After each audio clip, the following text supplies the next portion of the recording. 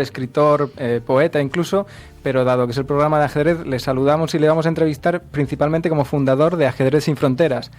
Álvaro, ¿nos escuchas? Sí, por supuesto, estoy a vuestra disposición. Hola, buenas tardes, Álvaro. Muchas gracias en primer lugar por tu tiempo y por atendernos tan amablemente. Y vamos directamente al grano. Te pregunto, para los que nos están escuchando y no lo saben, ¿qué es Ajedrez Sin Fronteras? ¿De dónde surge y qué hacéis? Bueno, ante todo agradeceros la deferencia que tenéis de dirigiros a mí en castellano, puesto que a pesar de que he leído muchísima poesía en catalán, no tengo la fortuna de hablar en catalán, pero sí deciros que os agradezco que me habléis en castellano, puesto que os entiendo muchísimo mejor. Vamos a ver, en principio, la creación de Ajedrez Sin Fronteras nace de una forma natural y espontánea cuando vemos que a través del infortunio y de la falta de dignidad de una serie de personas que se ven agraviadas por el destino en diferentes latitudes del mundo, creemos, gentes del mundo del ajedrez, que podemos intervenir actuando con el ajedrez de una forma terapéutica, social e inclusiva. Entonces creamos de alguna forma una ONG que es Ajedrez Sin Fronteras Chess Without Borders, y de alguna forma empezamos una acción social y terapéutica, sobre todo con colaboración de ACNUR y con colaboración de Save the Children en diferentes latitudes, campos de refugiados, etcétera. A partir de ahí pues iniciamos un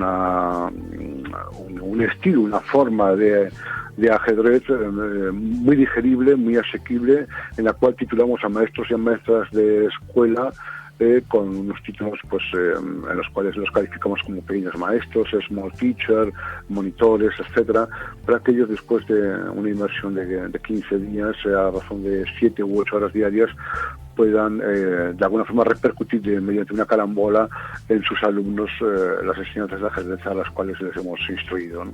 Uh-huh. ¿Cuáles serían las principales dificultades a las que os enfrentáis a la hora de abrir estas escuelas, digamos? Porque he visto que tenéis escuelas en el Tíbet, en campos de refugiados. ¿Son más económicas, burocráticas? Bueno, mira, vamos a ver. En principio, la parte burocrática es algo con lo que obviamente tienes que pelear y bueno, está ahí, ¿no? Pero es solvente, o sea, es una cosa que de alguna forma se puede realizar, esquivar, torear, etcétera, ¿no? Pero el tema económico, evidentemente, a falta de patrocinadores, pues siempre nos genera pues perturbaciones, distorsiones, disrupciones, etcétera, ¿no? Entonces, bueno, pues muchas veces pues o te falta el patrocinador o no el crowdfunding no consigues el dinero adecuado para poder financiar el proyecto. Otras veces tienes que pedir créditos personales o hacer torneos colectivos para poder recaudar fondos. Al final, el tema del dinero es un problema subyacente o prevalente y está ahí, y en cualquier caso, bueno, pues nos grava, ¿no? Pero sí conseguimos salvarlo de una forma u otra. ¿Y qué particularidades le veis al ajedrez, digamos, pues frente, por ejemplo, a la enseñanza de idiomas o de matemáticas o de otro tipo de deporte, otro tipo de arte? ¿Por qué os decidisteis por el ajedrez para llevarlo allí a estos lugares donde actuáis? Pero yo establezco un paralelismo, y perdona que hable en primera persona, aunque en teoría hablo en representación de todos los compañeros de Ajedrez Sin Fronteras, pero si personalices, porque de alguna forma creo que el ajedrez tiene que ver algo un poco con el alfabeto. O sea, te voy a hacer una transpolación o una transferencia. Mira, si nosotros no sabemos leer y escribir, difícilmente podremos aprender, la escuela de Kant, o difícilmente podremos aprender matemáticas, o difícilmente podremos aprender física cuántica lumínica, ¿no? Entonces el ajedrez es lo mismo. El ajedrez tiene una serie de transferencias, de elementos transversales que a través del conocimiento de las estructuras, de las aplicaciones estratégicas, de las aplicaciones tácticas, de los temas de finales o visión de mate, pues te llevan de alguna forma a conocer elementos de pensamiento que están ahí de alguna forma dormidos o hibernados, y que te permiten, mediante ese despertar del conocimiento, aplicarlos a la vida académica, personal o a la vida profesional, ¿no? Uh-huh. Entonces, en ese sentido, entiendo que el ajedrez es una herramienta tremendamente útil, como lo puede ser una llave inglesa o cualquier otro tipo de herramienta que tenga múltiples aplicaciones. Y yo termino con esta, luego mis compañeros si te quieren preguntar alguna cosa, me parece una pregunta muy para el que nos esté escuchando y se esté planteando cómo puede colaborar con vosotros, aportaros económicamente en términos de su tiempo, su colaboración, ¿cómo puede hacerlo? Mira, nosotros tenemos una máxima que es que cualquier persona que tenga cualquier tipo de duda con respecto a la actuación de una ONG, en nuestro caso, queda eliminada ipso facto. Cualquier persona que tenga la idea de acercarse a Ajedrez y Fronteras y conocer un país, nosotros la instruimos previamente para que pueda acompañarnos en cualquier expedición y al mismo tiempo trabajar 5 días a la semana con nosotros y después pues tener los fines de semana libres y conocer un poquito el país en cuestión. Si alguna persona quiere hacer una donación o patrocinar a Ajedrez Sin Fronteras con un ingreso importante y poner su publicidad o la de su empresa en las tiendas de campaña que nos hacen los militares para poder abrir nuestras escuelas o a los contenedores que nos cede ACNUR o Save the Children para poder impartir nuestras clases, decirles que nosotros les podemos poner una propaganda fabulosa tanto en los todoterrenos que utilizamos como en las camisetas como en los propios contenedores o tiendas de campaña de forma muy visible. Entonces solamente puedo decirte que la forma de colaborar es esa o ingresando a donativos también en la cuenta de Ajedrez Sin Fronteras que está en la página de Ajedrez Sin Fronteras y en el momento en que veáis la web de Ajedrez Sin Fronteras veréis ahí donde está el tema de ingresos o colaboración y podéis hacer cualquier tipo de ingreso que os parezca oportuno. Sí, bueno, para los que nos están escuchando la cuenta de la que estaba hablando Álvaro la pondremos ahora en nuestras redes sociales y el link a la página web y todo por si queréis entrar ahí a informaros. Y bueno, mis compañeros aquí, Diana, Roger, Berta, Marco, Cristina, si queréis preguntar alguna cosilla, adelante. Hola Álvaro, buenas tardes, soy Diana y bueno, vi una entrevista que hiciste en TV2 el año pasado en la que explicas estupendamente un poco toda la labor que hacéis y algo que me pareció muy interesante es que hablabas del ajedrez como una herramienta paliativa, ¿no? Enfocada para aliviar el dolor y no sé si quisieras ampliarnos un poquito esto, ¿no? Este enfoque tan interesante. Pues te agradezco que me hagas esta pregunta, Diana. Mira, te cuento, el concepto del ajedrez como instrumento paliativo está más bien orientado. Mira, vamos a empezar por el principio de una forma breve porque no os quiero abrumar con un discurso largo, ¿no? Nosotros cuando entramos en un campamento de refugiados, nosotros trabajamos con ACNUR por lo general y también trabajamos con Save the Children, ¿no? Cuando entramos en un campamento de refugiados como Al-Fatari, Azraq o en Tinduf, en Argelia o en el Kurdistán iraquí, por lo general lo que ves es gente con enormes amputaciones en el cuerpo, con shocks severos, con depresiones tremendas, con ausencias de su propia identidad, con gente muy castigada a nivel psicológico. Entonces nosotros lo que hacemos con el ajedrez es de alguna forma intentar recuperar de esa abstracción patológica de alguna forma, que esto lo pueden definir los médicos en términos más apropiados, y de alguna forma orientarla hacia el ajedrez para que el ajedrez pueda ser una herramienta lúdica y terapéutica que les permita socializar y al mismo tiempo contemporizar y divertirse a través del aprendizaje de una serie de técnicas de estrategia aplicada, de táctica, de finales de visión de mate, etcétera, ¿no?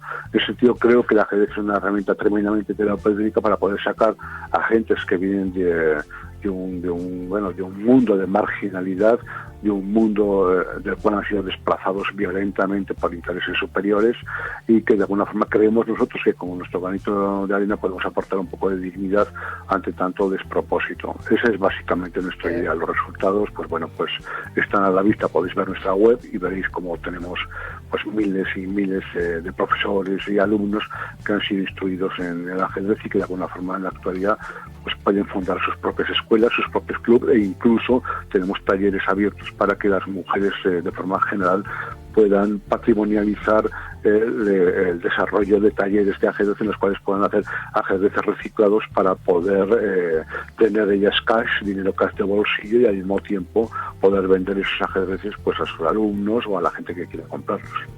Gracias Álvaro por esta gran respuesta y además bueno en la entrevista explicabas un poco esto del bucle destructivo, ¿no? Al que se enfrenta una persona que ha sufrido estas dificultades, estas situaciones tan extremas, ¿no? Como es la guerra, es muy difícil de afrontar debe ser súper difícil. Y aquí hacías referencia también a, o sea, tal vez un patrón, ¿no? que habéis visto. Bueno, específicamente hablabas de Zaatari, ¿no? El segundo campo de refugiados más grande del mundo, ¿no? Que tenéis allí una escuela, ¿no? Explicas ahí en la web. Y aquí explicabas que habéis visto cómo muchas personas tenían el patrón de caminar con las manos atrás, como unos bucles mentales destructivos, ¿no? Y me parecía muy bonito como explicabas cómo el ajedrez podría ayudar a esa persona a salir un poco de ese infierno, ¿no? Enfocando su mente en el ajedrez, ¿no? Y bueno, me pareció muy, muy maravillosa esta explicación que das en la entrevista. Te agradezco la sensibilidad, Diana, ¿no? Te llamas, ¿no? Te agradezco la sensibilidad que tienes al poder percibir y comprender el planteamiento que hice en su momento en aquella entrevista en televisión, y de alguna forma te honra el poder haberlo percibido en toda su extensión, ¿no? Lo que te quiero decir es que básicamente nosotros cuando entramos en un campamento de refugiados es algo algorítmico, ¿no? El ver a no sé, centenares o miles de personas deambulando por el campamento de refugiados, que es una enorme cárcel en la cual no hay carceleros. Cuidado, estamos hablando de ACNUR, de Save the Children, de Médicos Sin Fronteras, de Amnistía Internacional. O sea, no es una cárcel en el sentido estricto, ¿no? Pero lo que sí es cierto es que ves a cantidad de gente absolutamente como fuera de juego, ¿no? Sí, es que habla de la dignidad, ¿no? Recuperar su dignidad por medio del ajedrez. Es que me pareció impresionante todos estos factores que explicas en la entrevista, sí. Sí, en efecto, o sea, interpreto tu entender y te agradezco que de alguna forma tengamos esta sintonía, ¿no? O sea, básicamente lo que se trata es de alguna forma de recuperar a esa gente que está metida en patologías de índole neurótica obsesiva, y poder traerlas al ajedrez y de alguna forma utilizar el ajedrez como herramienta terapéutica, que lo es en cantidad de patologías como son la demencia senil, como lo son el Alzheimer, como son elementos neuróticos, como son elementos depresivos, etcétera, ¿no? En ese sentido, el ajedrez creo que es una herramienta formidable, y sobre todo en estos sitios donde está muy arraigado el sufrimiento y el dolor. En ese sentido, creo que Ajedrez Sin Fronteras, estimo, modestia aparte, que estamos haciendo una gran labor en diferentes países del mundo, siempre de la mano de ACNUR, de Save the Children y ocasionalmente de UNICEF. Entonces creo que es una marca España. Cuando digo marca España no lo digo con criterios nacionalistas, por favor, que no se me interprete mal. Quiero decir una marca universal, una marca cosmopolita, que está intentando de alguna forma pulir aquellos errores que los grandes pools, los grandes cárteles, las grandes corporaciones, por intereses que son ajenos a nuestra comprensión, pero muy inherentes a la destrucción, de alguna forma están arrasando diferentes lugares del mundo. Y nosotros lo que hacemos es, como muchísimas otras ONGs, cuidado, no somos diferentes de nadie, intentar llevar un mensaje positivo, un mensaje de constructividad, un mensaje de sintonía y un mensaje de acercamiento a aquellos que son nuestros pares, que son nuestros hermanos, sean estos sirios, afganos, congoleños o argelinos. Muchas gracias, Álvaro. Yo, para finalizar mi intervención, quería cerrarlo con una maravillosa frase que vi en tu web que dices: pensar es gratis, no hacerlo puede resultar muy contraproducente. Esto encierra todo, ¿no? Esta frase lo dice todo.